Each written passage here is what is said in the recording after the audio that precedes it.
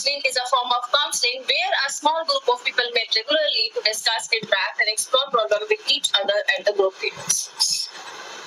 एक ग्रुप जो बनाया है वो मिलते हैं डेली डिस्कस करने के लिए, एक दूसरे से इंटरेक्ट करने के लिए, बात करने के लिए, उनका जो प्रॉब्लम है उसके बारे में डिस्कस करते हैं, बात करते हैं, उसमें उसका मेन फैक्टर्स और क्या है जो और प्रॉब्लम को बढ़ा रहा है वो एक्सप्लोर करने के लिए।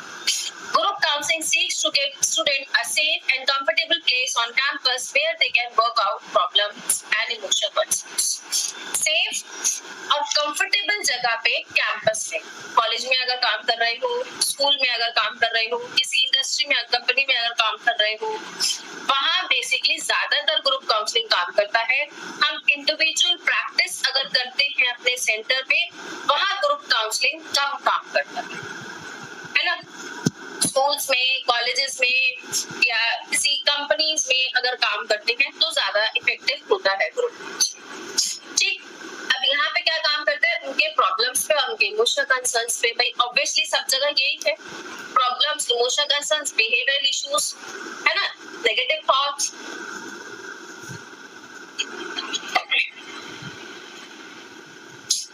Significant feature of group counselling, क्या फीचर्स होते हैं इसके जो होना चाहिए अगर ग्रुप बना रहे हैं तो। Acceptance of each other by group members, एक दूसरे को एक्सेप्ट करना। Confidence among its members, confidentiality maintain रहनी चाहिए। जो इस ग्रुप में बात हुई है वो इस ग्रुप से बाहर नहीं जाएगी। Tolerance of individual differences, individual differences, मैं अलग हूँ, दूसरा इंसान अलग है, तो मैं एक दूसरे की चीजों को थोड़ा सा टॉलरेट कर। ध्यान रहे, कोई गलत भाषा नहीं, कोई गलत बिहेवियर नहीं। अगर कोई इंसान को ज्यादा बात करने की आदत है थोड़ी सी, तो वो ज्यादा बोल रहा है, तो वो वाला टॉलरेंस। किसी को थोड़ा सा ये कम बोलने की है तो उसको हम बोले कि आप बोलो थोड़ा सा और, ये वाली चीज। Insight into different solution and perspective to similar problem, एक प्रॉब्लम का बहुत सारे सॉल्यूशंस मिलेंगे। देखो इस पॉइंट पे हमें ये पता चल रहा है कि जब भी हम ग्रुप काउंसलिंग सेशन लेते हैं तो हम ऐसा नहीं करते कि एक इंसान बिहेवियरल इशू का उठा लिया, एक थॉट प्रोसेस का उठा लिया, एक एंजाइटी का उठा लिया, नहीं। नेचर ऑफ प्रॉब्लम सेम होना चाहिए। जो मेरे क्लाइंट्स हैं, जो मेरे ग्रुप में बना है, वो ग्रुप काउंसलिंग का जो ग्रुप बना है, उनकी प्रॉब्लम ऑफ नेचर सेम होना चाहिए, तभी वो ग्रुप बनेगा। अगर ऐसे नहीं, मैंने कोई कहीं से उठा लिया, कोई कहीं से उठा लिया, ऐसे काम नहीं हो पाएगा। सेम प्रॉब्लम होगी तो एक दूसरे की बात में इंटरेस्ट भी आएगा, एक दूसरे को अंडरस्टैंड करेंगे, एम्पैथिक एटमॉस्फेयर डेवलप होगा उस ग्रुप सेशन में। एक दूसरे की बात को सुन करके पता चलेगा कि मेरी प्रॉब्लम का ये रीजन भी हो सकता है। एक दूसरे की बात सुन के अपनी प्रॉब्लम के सॉल्यूशंस भी मिल सकते हैं, है ना, ये नहीं? Yes ma'am. इसीलिए ये ग्रुप काउंसलिंग सेशन होता है। अपॉर्चुनिटी टू, क्या क्या अपॉर्चुनिटी मिलती है हमारे क्लाइंट को, यहाँ तक क्लियर है? पहले ये बताइए। Yes ma'am. Express in safe and empathic atmosphere, safe और एम्पैथिक एटमॉस्फेयर मिलता है क्लाइंट को अपनी बात को एक्सप्रेस करने का। Have more than empathic response to their pain, उनके पेन के लिए एक से ज्यादा एम्पैथिक रिस्पांस है, क्योंकि ग्रुप है वहां पे और पर्सनल काउंसलिंग सेशन में सिर्फ मैं और क्लाइंट हैं। Compare their situation with others and learn about causes of their problem by listening to others.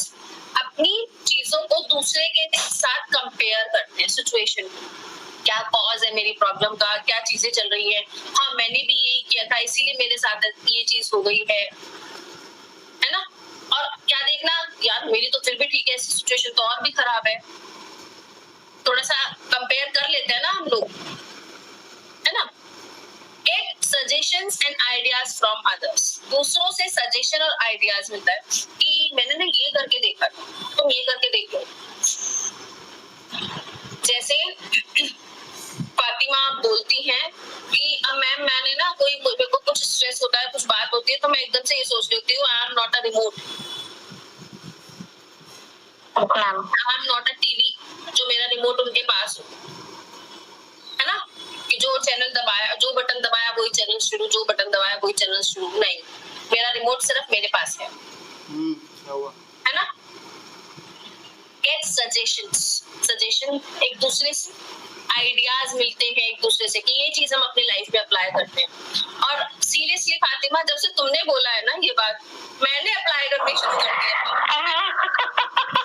Yes, क्योंकि दूसरे की बात बहुत ज्यादा अफेक्ट करती है।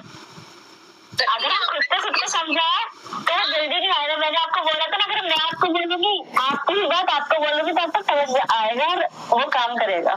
सीरियसली जब से तुमने बोला है कि मैंने अप्लाई करना शुरू कर दिया इस चीज को, तब से मेरे को कुछ whenever I got stress, से बात हुई, कुछ चीजें एंजाइटी हो गई कि यार ऐसे कैसे बोल दिया है, ये कैसे कर दिया, तब मैं एकदम से आता था, फातिमा ने बोला था कि मेरे रिमोट किसी को नहीं देगी, तो अब मैं सबसे बड़ी बात कि हम कितने वैल्यूबल हैं। एक हमें जो आया है, हमारा इतना हेल्दी जीवन जो है, हमारा इतना हेल्दी बॉडी है, हम किसी वजह से उसको क्यों खराब करें। कितना हम अगर अगर मतलब कैप लगवाने जाए एक दांत के लिए कितना एक्सपेंसिव होता है। हमारी इतनी कीमती बॉडी है, इतना कीमती दिमाग है, इसको किसी और के लिए जला दे, अपने आप को नुकसान पहुंचाए, क्योंकि मैम टेंशन कितनी बड़ी चीज है। किसी के हाथ में अपने रिमोट क्यों देना, अपने इतने अच्छे शरीर को हम बेकार करें टेंशन ले लेते। तो किसी का रिमोट नहीं बनना चाहिए, किसी का टीवी नहीं बनना चाहिए, रिमोट नहीं देना चाहिए, है ना। हाँ, किसी को भी वैल्यू देनी है, कोई हमारा खून सुगा सके, जला सके, टेंशन दे सके, क्योंकि हम टेंशन होगा, स्ट्रेस होगा तो पूरी रात नींद नहीं आएगी, पूरी रात नींद नहीं आएगी, हमारा दिमाग ही खराब होना है, किसी का क्या जाना, सामने वाले को कोई फर्क नहीं पड़ेगा। यस मैम, क्योंकि मेरे साथ हो चुका है एक बार कि पूरी रात नींद नहीं आती टेंशन में। तो जिसका आपने मुझे ये बताया किसी को रिमोट छोड़ देना तो उसने हमें टेंशन देना, क्योंकि सामने वाला बंदा जानबूझ के हमें टेंशन दे रहा है, जानबूझ के जला रहा है, तो हमें इतनी कष्ट थोड़ी ना, वो जो चाह रहा है वही नहीं होने देना। बिल्कुल, हाँ, वो तो चाह रहा है ना तुम परेशान हो, उसको और हम तो नहीं हो रहे परेशान, बताओ क्या करूं। जो कोई मुझे लगता है ना कि हाँ ये मतलब ये चाहता है कि मैं परेशान रहूं, तो अच्छा हो जाती हूँ। वो देखो आपके चाहने से कुछ नहीं हो रहा, वो उल्टा हो जाता है, वहाँ पर वही उल्टा जल जाता है बस। और फिर होता है identify the goals for bringing change, अपने गोल्स को आइडेंटिफाई करना, क्योंकि ऑब्वियसली हमें आगे तो बढ़ना ही है ना लाइफ में। यहाँ पे क्लाइंट हमारा गोल्स को आइडेंटिफाई करता है, plan strategy to achieve the goals, strategy भी बनाते हैं कि एक दूसरे की हेल्प कर रहे हैं, एक दूसरे को समझ रहे हैं, अंडरस्टैंड कर रहे हैं, वो गोल को अचीव करते हैं। यहाँ पे काउंसलर का काम सिर्फ एक एज अ गाइड है, आपस में ही बात कर रहे हैं, लोग आपस में ही डिस्कशन कर रहे हैं, हम सिर्फ टेक्निक इन द एंड या इन द मिडिल टेक्निक्स एक दो बता दें, बात को थोड़ा सा समझा दें, एक्सटेंड कर दें, बाकी मेन जो रोल है वो उस ग्रुप के हर एक मेंबर का, ठीक, हमारा बहुत ज्यादा रोल नहीं है यहाँ पे। ऑब्वियसली इंपॉर्टेंट रोल है क्योंकि हम ही उसको लीड करेंगे सही दिशा में, ऐसा ना हो कहीं और भटक जाए, सही दिशा में हमें ही लेके जाना है, बट थोड़ा सा बैक साइड में रहकर। Planning to form a group, अब प्लान कैसे करना है, सबसे पहले पर्पस होना चाहिए। पर्पस कैसे होना चाहिए कि हम ऐसा पर्पस नहीं रख सकते कि हमारे पास कोई क्लाइंट, हमारे पास ऐसे आ गए स्कूल के बच्चे अगर लेकर के चले कि मैम मेरा साइंस का पेपर ठीक नहीं हुआ, साइंस का पेपर ठीक कराना तो हमारा पर्पस नहीं हो सकता ना इन साइकोलॉजिकल वे। क्या हो सकता है? नो मैम, है ना, उसका देखना है हमें कि क्या इशू है, सेल्फ कॉन्फिडेंस है, लो है, स्ट्रेस है, एंजाइटी है, किस तरह की स्ट्रेस चल रही है। जब मैंने ग्रुप बनाया था अपने स्कूल में, मैंने लिया था 13 स्टूडेंट्स का group, those who are repeating their 9th class repeat कर रहे थे वो बच्चे। हमारा एजुकेशन सिस्टम कहता है 1st to 8 तक तो फेल मत करो और 10th में फिर आगे जाने मत दो, 9th क्लास में बच्चों को रोक दो। तो यहाँ पे पर्पस क्या है, अब भाई 9th में रिपीट हो गए हैं बच्चों ने, उसी क्लास में वो बच्चे पढ़ रहे हैं, अब उनका मेंटल स्टेट क्या होगा, क्योंकि जो बच्चे छोटे थे उनके जो जूनियर थे उनके साथ बैठ रहे हैं, 9th क्लास के बच्चे उनके साथ रह करके काम कर रहे हैं, उसी क्लास में बैठ रहे हैं, तुम्हारा टीचर्स भी टॉन्ट कर रहे हैं, पेरेंट्स भी टॉन्ट कर रहे हैं। मैम इन सब इश्यूज की वजह से बहुत सुसाइड केस बढ़ चुके थे, है ना, इतनी सुसाइड हो रही थी बच्चों की। तो फिर गवर्नमेंट ने सोचा कि मतलब ये रूल लाए कि वो 10th में लास्ट ईयर में भी फेल ही नहीं हुआ कोई बच्चा, सब पास है। मेरे को नहीं समझ आया आपने क्या बोला। मैं ये बोल रही हूँ कि इन सब चीजों की वजह से कि बच्चा 9th में मतलब 10th में फेल हो गया, ठीक है, वो तो डिप्रेशन में आ जाता है, सबके ताने सुनने पड़ते हैं, सबकी हंसी देखनी पड़ती है। ये सुसाइड जो केसेस हैं ये बहुत बढ़ चुके थे। तो गवर्नमेंट ने फिर ये बोला कि अब 10th में भी कोई फेल नहीं करेगा। अब मेरे को नहीं पता इस चीज का, तो बट यस बच्चे रिपीट कर रहे थे। ये 10th में फेल, देखो वैसे तो इन लोगों ने इतना इजी कर दिया है, 20 मार्क्स के प्रैक्टिकल, हिंदी में भी प्रैक्टिकल है बहुत, हाँ मैम बहुत इजी हो चुका है। लास्ट ईयर हमारे और मैं भी आपके साल भी यही हुआ था कि मतलब 10th में बच्चों को फेल नहीं किया जाएगा, क्योंकि सुसाइड केसेस बहुत बढ़ चुके हैं ना, क्या फायदा, तो इसीलिए बच्चा वो पढ़ेगा ही नहीं, 11वीं में फेल हो। हाँ जी तो है, बच्चे को एटलीस्ट उस लेवल तक तो लाओ ना कि वो 5वीं में 6ठी में बैठने के लायक हो। फिर वो आगे कुछ कर ही नहीं पाएगा। पास करे जा रहे हो तो क्या होगा उससे, आपने अपना नहीं हुआ लास्ट ईयर और इस ईयर है। गवर्नमेंट ने तो अपना डाटा बढ़ाने के लिए कर लिया काम कि हमारे यहाँ 10वीं इतने लोग एजुकेशन, मतलब हमारी जो क्वालिफिकेशन जो कहते हैं ना उनके एजुकेशन रेट बढ़ गया। एक्चुअल ग्राउंडेड लेवल पे क्या है वो तो पता ही नहीं है ना। यहाँ पे पर्पस हमारा क्या बनेगा बच्चों के साथ में कि उनका सेल्फ एस्टीम लो है, तो खुद पे विश्वास उनका खत्म सा हो गया है, नेगेटिव थॉट्स है, उनको स्ट्रेस है, they are repeating their 9th class, they are continuing coming to the school, उसी क्लास में उसी टेक्स्ट पे वही किताबों के साथ वही टीचर्स के साथ वही चैप्टर्स पढ़ रहे हैं और सोच रहे हैं पढ़ा तो था पिछली बार भी, पता नहीं कहाँ कमी रह रही। सोच के देखो कितना स्ट्रेसफुल हुआ ये मेरा पहला काउंसलिंग सेशन था, फर्स्ट पहला ट्रेनिंग टाइम पे। उसके बाद मैंने बहुत ग्रुप्स बनाए, पर इस वाले के साथ जो मेरा अटैचमेंट था वो शायद पता नहीं क्यों था इतना। मैंने ये मेरा पहला ग्रुप सेशन था, ग्रुप काउंसलिंग सेशन, पहला ग्रुप फॉर्म किया था मैंने ये, और जब मैंने ये फॉर्म किया था उन एक बच्चे के साथ मेरा अटैचमेंट हो गया था। तो पर्पस हमने ले लिया, साइज 4 to 15, 4 से कम नहीं हो सकते, 15 से ज्यादा नहीं हो सकते।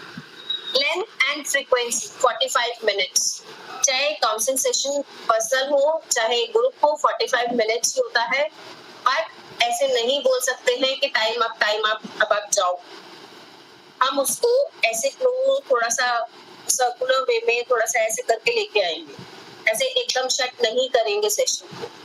हम उसे बोलेंगे आप अपनी बात कहिए, थोड़ा सा शॉर्ट में कह दीजिए टाइम हो रहा, ऐसे कह सकते हैं। इफ ज्यादा हो रहा है तो ऐसे नहीं 45 मिनट्स होते ही कह दिए कि अब टाइम हो गया भैया, जो छोटी छोटी बातें नहीं कहते रहते, थोड़ा सा एक्सटेंड जा सकते।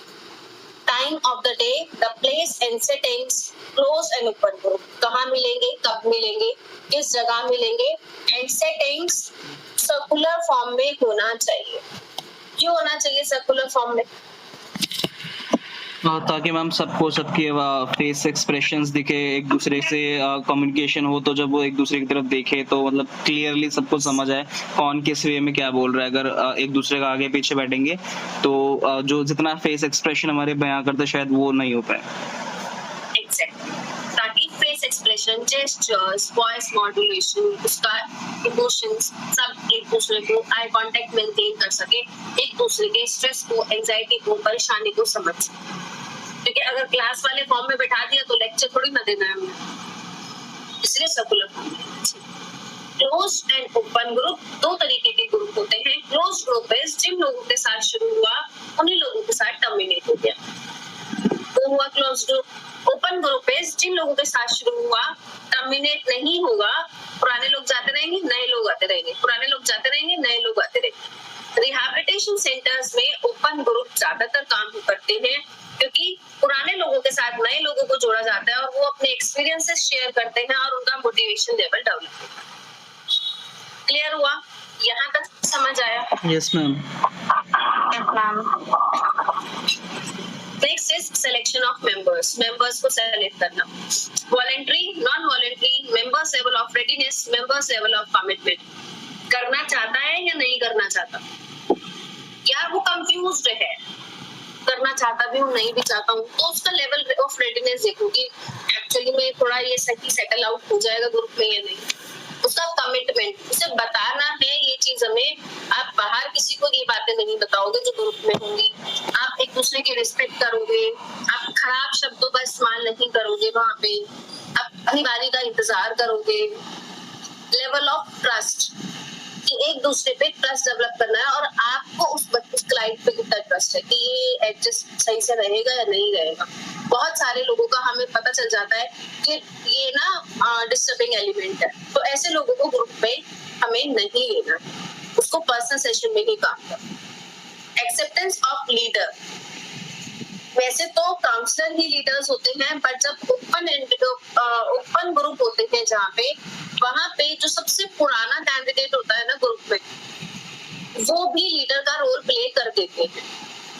जिस जैसे रिहैबिलिटेशन सेंटर्स में होता है कि कोई 2-3 साल से, मतलब 4-5 महीने तो उसने अपने पे काम किया, फिर वो ग्रुप में वो अपने उसने क्या सोचा कि मैं इसी एरिया में और लोगों के साथ भी काम करूंगा, वो लीडर बन जाता है वहां पे। तो वहां अगर ग्रुप में से कोई लीडर बन रहा है तो वहां पे एक्सेप्टेंस होनी जरूरी है।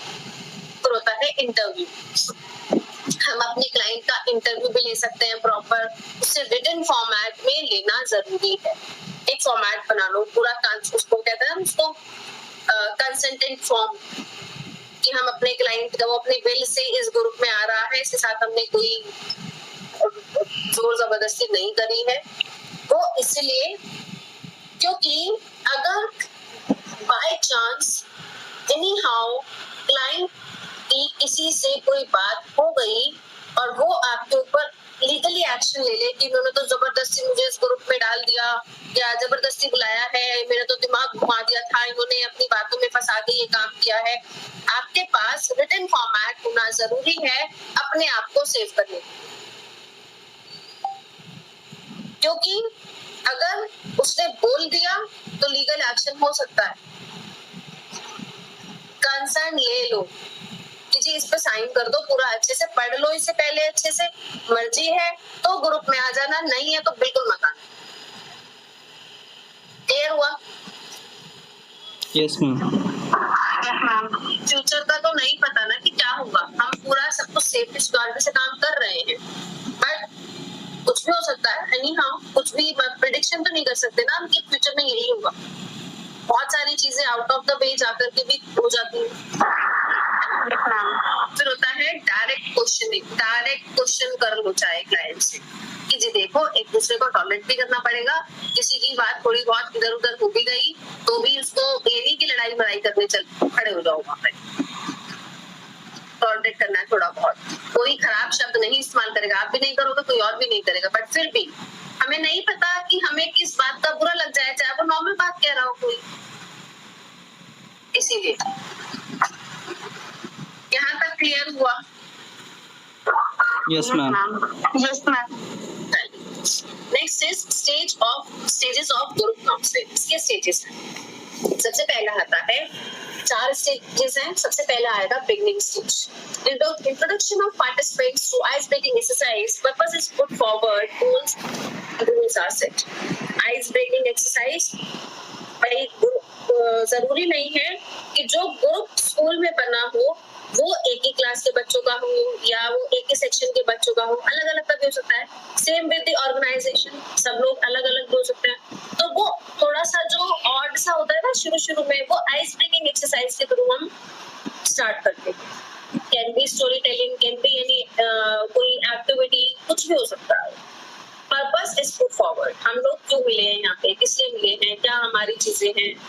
गोल्स, क्या गोल्स है, हमें सबको अपना कॉन्फिडेंस पे काम करना है, नेगेटिव थॉट्स पे काम करना है, सेल्फ एस्टीम पे काम करना है।